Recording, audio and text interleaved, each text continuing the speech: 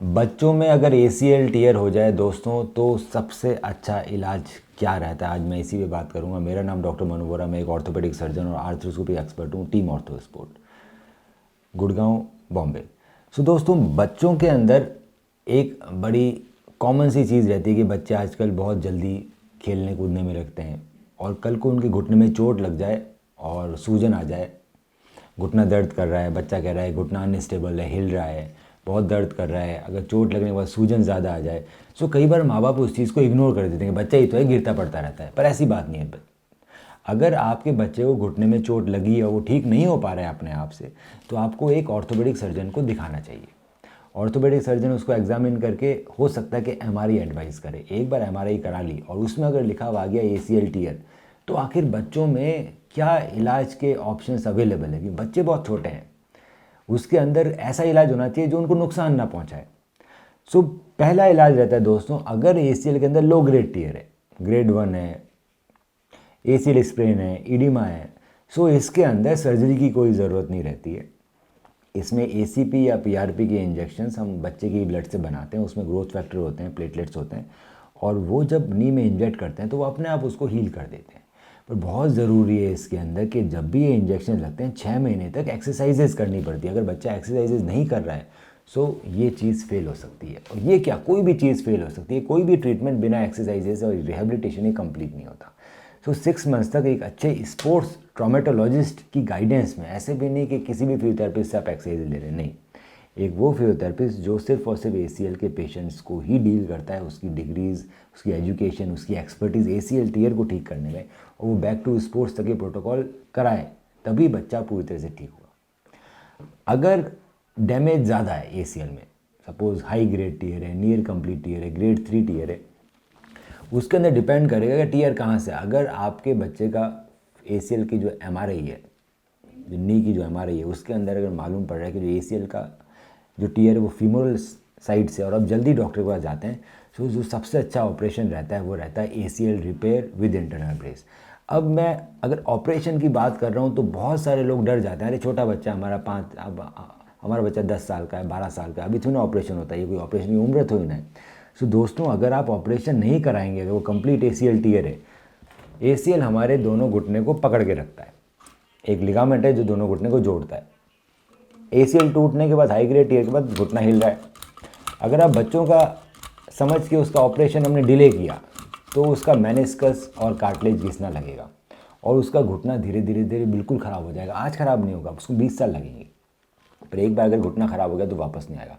दूसरा, वो अगर एक्टिविटी में नहीं गया, गेम में नहीं गया, तो उसका वेट भी बढ़ने लगेगा, डिप्रेशन होने, तो बहुत सारी बीमारियाँ होने लगती है। अगर ACL टूटा हुआ है तो ऑपरेशन कई बार बहुत ज़रूरी रहता है। पुराने ज़मानों में बच्चों में ACL के ऑपरेशन नहीं हुआ करते थे। क्यों नहीं हुआ करते थे? क्योंकि सिर्फ एक ही सर्जरी थी ACL की, ACL रिकन्स्ट्रक्शन, वो स्क्रूज़ की मदद से होती थी। अब अगर बच्चों में अगर हम स्क्रू डाल देंगे तो बच्चों में एक ग्रोथ प्लेट रहती है, ये जो आपको लाल लाल दिखाई दे रही है ग्रोथ प्लेट है। ग्रोथ प्लेट से हाइट बढ़ती है, जो टिबिया की ग्रोथ प्लेट है उससे नीचे हाइट बढ़ रही है, जो फीमर की ग्रोथ प्लेट है उससे ऊपर हाइट बढ़ रही है। अगर हमारे स्क्रूज इस ग्रोथ प्लेट को क्रॉस करेंगे या हमारे जो बटन है वो ग्रोथ प्लेट को क्रॉस करेंगे तो बच्चे की हाइट बढ़ना रुक जाएगी उस पर्टिकुलर पैर की। इसीलिए पहले बच्चों में ACL टीयर के ऑपरेशन संभव ही नहीं थे, क्योंकि अगर ऑपरेशन किया तो हाइट बढ़ना बंद हो जाएगी।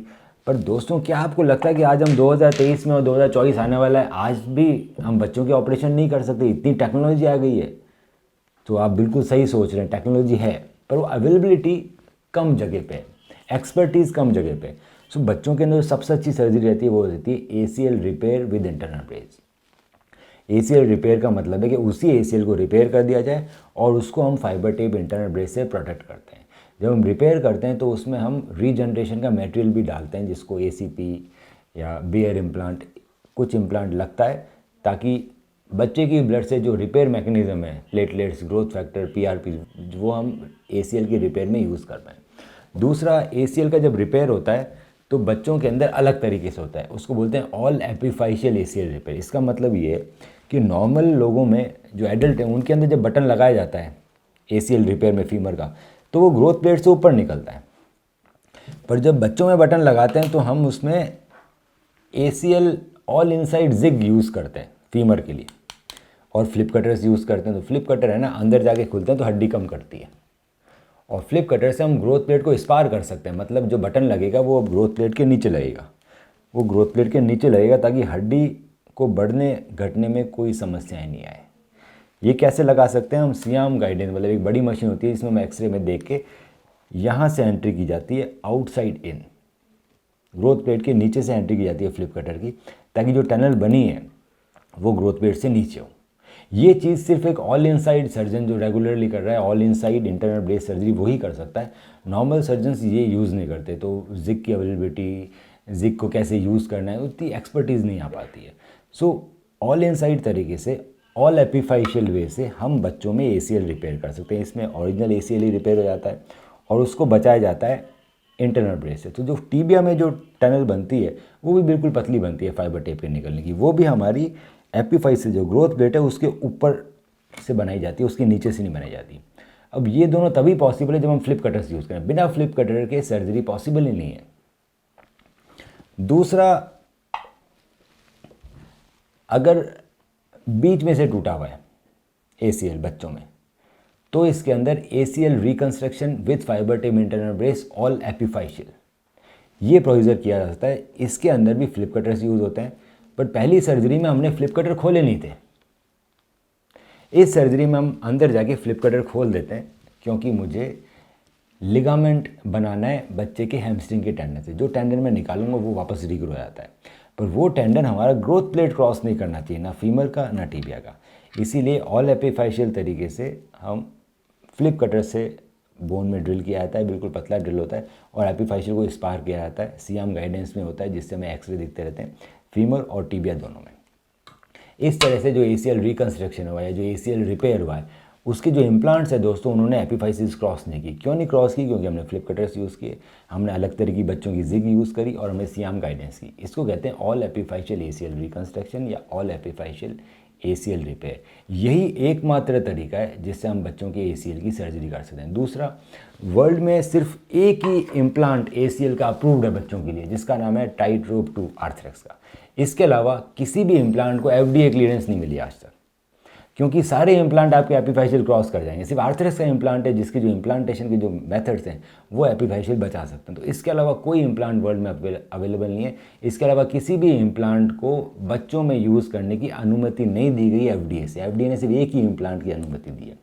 सो अगर आपको लगता है कि आपके बच्चे के घुटने में चोट लगी है, सूजन आई है, कट कट कर रहा है, हिल रहा है, अनस्टेबल है, बच्चा कॉन्फिडेंट नहीं है, तो आज ही उसे डॉक्टर के पास ले जाएं, उसकी MRI करें, और उसकी MRI आप हमें भी भेज सकते हैं। मैं उसकी डिटेल में स्टडी करके बताऊंगा सबसे अच्छा इलाज क्या रहेगा।